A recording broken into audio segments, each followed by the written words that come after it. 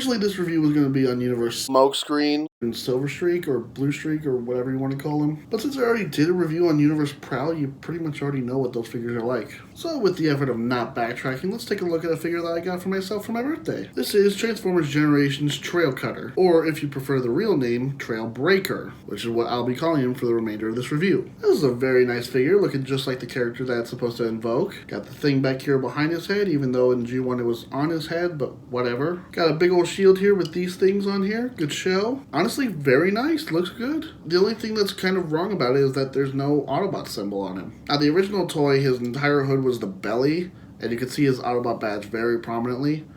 But with this, you got kind of a hood chest thing going on here. And there's no real other place to put an Autobot badge. Nowhere that would be really weird in vehicle mode. But if you come over here to the shield, you see that I found the perfect place. We've got a little one right there because as soon as you fold it up, it's gone away for vehicle mode. So everything's perfectly fine. Now I know that the G1 character also had one hand and the other one was a gun, but honestly I don't really care that much. Generating force fields kind of seems like a two-hand job, doesn't it? Now this figure also did get a repaint, slight remold into his mold brother Hoist. But I am not going to be picking that figure up because, once again, Earthrise has me covered. God, that figure looks so good and I'm so excited. But yeah, this guy is a good little figure and I'm really happy to have him. Lots of good articulation on him, even has a good waist swivel. And honestly, with all these weapon ports on his legs and his arms and even back here on his back, you might confuse him for a Siege figure almost. The only real gripe that people have is, one, his feet are a little too kind of stubby, but they work fine.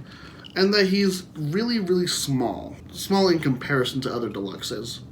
But taller than Classic's Bumblebee, which, fine. Honestly, the height doesn't bother me that much. It's still a decent size, it's still a really good figure, and I'm really happy to have him. So why don't we head over to this guy's vehicle mode and talk more good about him.